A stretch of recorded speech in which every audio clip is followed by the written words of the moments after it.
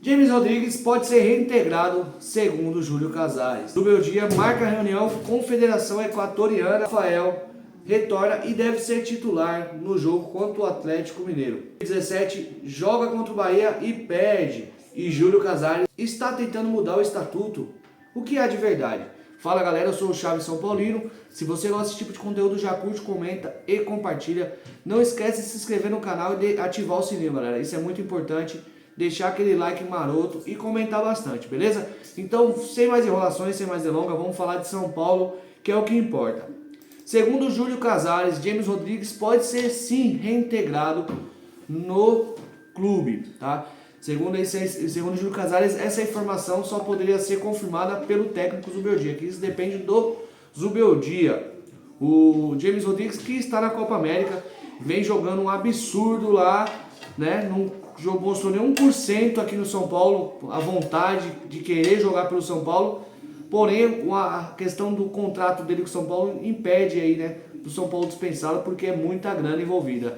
E até o momento o Júlio Casares não recebeu nenhuma proposta aí pelo jogador. Pode ser que receba, mas pelo que ele vem mostrando, acho que acaba colocando um ponto de interrogação aí na diretoria e no próprio Zubeldia. Então gostaria de saber a opinião de vocês, se vocês acham que James Rodrigues pode dar a volta por cima e jogar no São Paulo. A minha opinião é o seguinte, galera, James Rodrigues pode jogar em qualquer clube do Brasil tranquilamente, desde que ele queira, tá? Então assim, ele precisa querer jogar e também precisa que o técnico entenda a forma que ele jogue, tá? Porque não adianta só ele querer jogar, precisa entender a forma que ele joga. Ele não é um jogador de marcação e recomposição. Ele é um jogador para ficar livre ali no meio de campo, receber a bola para deixar os jogadores em condições de fazer o gol. Então assim, a preocupação dele tem que ser em achar espaço. Se ele fosse preocupar com quem está atacando, não consegue jogar. Então eu acho que tem que ser uma situação aí de ambos ajudar o clube e o técnico ajudar ele, né? Um ajudando o outro. Ó, sua posição melhor aqui, então vamos tentar encaixar você de uma segunda forma aqui. Você gostou e aí vai. Mas fora isso, se ele não quiser jogar, não adianta que não jogue. Então, pra mim, o James Rodrigues não deve continuar no São Paulo, porque ele não tem vontade de jogar no São Paulo. Você já viu o que ele tá fazendo na seleção, e lá não tem jogadores tão bons, tipo assim, muito melhores do que no São Paulo. Tem alguns jogadores sim, Richard Rios, Arias, entre alguns outros, né? Mas daria pra ele jogar no São Paulo tranquilamente, desde que ele quisesse jogar. Beleza? Rafael, que retornou, né, galera? Rafael retornou aí depois da eliminação do Brasil pro Uruguai e já deve ser titular, né? O Jandrei, que estava começando a pegar confiança novamente, já deve voltar pro banco. E Rafael deve assumir a titularidade aí pro decorrer da temporada. E vocês gostaram da notícia? Rafael de novo aí no titular do São Paulo? Deixa nos comentários a sua opinião. Galera, Zubeldia teria marcado uma reunião com a Federação Equatoriana, onde eles iam discutir as situações aí, os planejamentos, né? Qual era o projeto, tá? Segundo algumas informações de alguns jornalistas, a reunião estaria marcada, tá? Isso não quer dizer que ele vai sair. Eu acho que assim, ele vai ouvir uma proposta, tá? Segundo há poucos dias atrás, teve umas situações aí meio chatas no São Paulo. O que o Júlio Casares, meu amante, falou que o contrato dele, que vai segurar ele, que ele tem um contrato amarrado, a multa, não sei o que. Isso não quer dizer que não garante a permanência dele, tá? Ele tem contrato com o São Paulo até o final do ano que vem, até o final de 2025, e uma multa de 3 salários mínimos, ou 3 salários dele, no mínimo não, pô, se tivesse 3 salários mínimos, eu nem tava treinando em São Paulo. 3 salários dele, não chega nem 3 milhões, né? Então assim, não é um valor que é impagável, principalmente para uma federação, né, numa seleção. Então assim, é um valor pagável. O que pode fazer ele ficar aqui no São Paulo são os próprios jogadores e o projeto. Então São Paulo tem que chegar nele e falar, ó, Zubeldia, a gente tem esse projeto, tem essa ambição. E os jogadores também abraçar, falar, ó, a gente estamos com você, fica aqui com a gente vai ganhar título e todo mundo sai ganhando. O São Paulo continua protagonista aí nos campeonatos, continua voltando, crescendo aí, né? Em questão de patrocínio, campeonatos e tudo mais. Zubeldia sai do São Paulo com um patamar acima, uma seleção às vezes melhor, com expectativa de disputar uma Copa do Mundo, com mais chances de ser campeão, se é uma intenção dele. E os jogadores que ficam também vão aumentando ali os títulos no seu currículo e, querendo ou não, entrando aí nas galerias de ídolos do São Paulo. Alguns aí falta pouco, eu creio que alguns já são até considerados ídolo, não pelo fato de ter feito muito pelo São Paulo, mas pela carência que hoje o futebol brasileiro tem de jogadores que se identificam com o clube. Então gostaria de saber a opinião de vocês, qual seria o fator determinante para o Zubeldia ficar no São Paulo e não sair, o São Paulo não ser mais uma vez revelador de técnico. Deixou de revelar jogador para revelar técnico, né? Então agora vamos falar aí do Sub-17. Sub-17 que perdeu aí de 3-2 para o Bahia pela Campeonato Brasileiro, segunda rodada. O primeiro tempo foi marcado por um equilíbrio, galera. A equipe da casa, que foi o Bahia, abriu o placar aos 40 minutos, mas o tricolor não demorou para responder. Aos 43, Pedro Ferreira aproveitou o rebote e empatou. Na segunda etapa, o time do Bahia voltou a ficar na frente aos 15 e aos 21 minutos. E o São Paulo seguiu buscando a reação e diminuiu nos acréscimos aos 46 com o Gustavo. No entanto, o Bahia seguiu mantendo a vantagem até o final do jogo. O próximo compromisso do time do Menta, né, do técnico Menta do Sub-17, será receber o Fluminense na terça-feira, dia 16, às 4 horas da tarde. Então vai ser lá no CT de Cotia. Então o time do 17 está oscilando bastante, galera. Não é um time que vem ganhando destaque, não. Ele oscila, ganha alguns jogos, perde outros. Então é um time em formação. Não tem os jogadores assim de grande destaque. Um dos jogadores que tem um pouco mais de destaque é esse Pedro Ferreira, que é um jogador assim um pouco diferente, mas não estou começando a acompanhar agora. Estou de olho, se eu ver alguma coisa, algum jogador de grande destaque, eu trago para vocês aqui, beleza? Agora vamos falar um pouco aí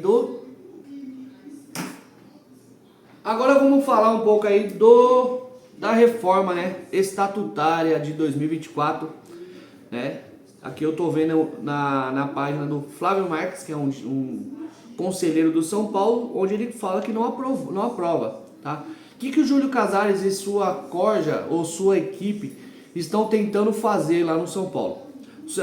Lembrando que quando ele assumiu o São Paulo, ele vem da mesma situação que Leco, Aidar, entre outros, que afundou São Paulo, tá? Então ele assumiu o São Paulo numa situação difícil, deu uma melhorada, a gente não vamos negar que ele deu uma melhorada na questão do marketing, valorização, ganhou títulos, tudo mais, mas a que preço? Tá?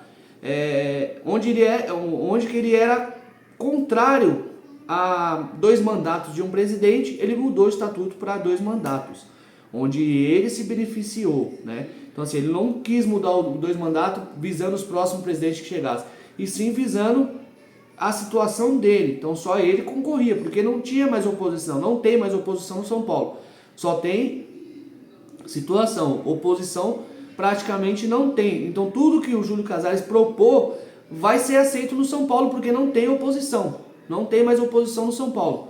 Então você não consegue se opor, não tem democracia, tá? Onde existe o contra, onde existe opiniões diferentes. Então tudo que o Júlio Casares fizer vai ser aprovado porque não tem oposição. E a nova situação aí do estatuto é que ele quer renovar aí para 6 anos o mandato na presidência do São Paulo. Como é que ficaria assim essa situação? Então assim, passa de 3 para 6. Como ele acabou de ser reeleito, ele se elegeria, concorreria, né, novamente por mais 6 anos, porque mudou de 3 para 6. Porém, lembrando que nós não tem oposição, só situação. Então, teoricamente, ele ficaria mais 6 anos no São Paulo, fora os 3 de mandato que ele já tem.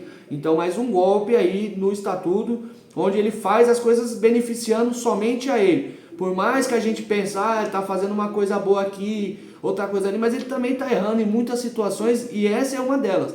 Onde ele coloca uma situação para benefício próprio dele, pessoal dele. Não sei qual que é o objetivo que ele tem com isso, mas se você não der oportunidade para outros projetos, outras mentes, vai ficar tudo, o São Paulo vai ficar sempre em cima do que ele vem fazendo.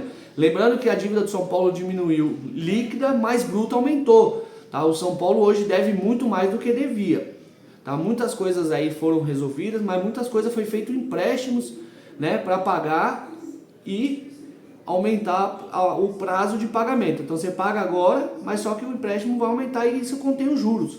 Ninguém vai emprestar dinheiro, ainda mais as quantidades que é pego de empréstimo, para pagar o mesmo tanto. Então assim, a dívida está aumentando. O São Paulo não vem revelando jogador, não vem vendendo jogador. Jogadores que era para ser vendido ano passado não foram.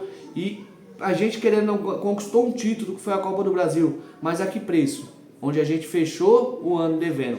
Então a gente não teve um superávit, e sim um déficit.